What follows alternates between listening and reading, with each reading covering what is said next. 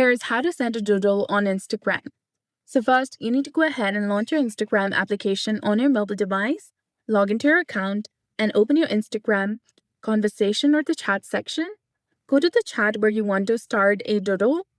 From the bottom of the screen, tap on the plus icon, which is in the right-hand side of the screen, and you'll get 3 different options of location, save to replies, and draw.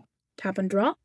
Now you can sketch anything you want. If you make a mistake, you can press and hold on to your drawing to delete it and then try again.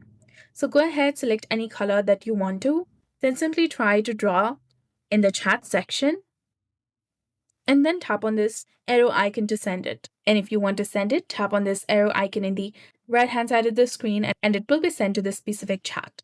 So that's it for this video. I hope you found this helpful. If you did, please like, share, and subscribe. Thanks for watching.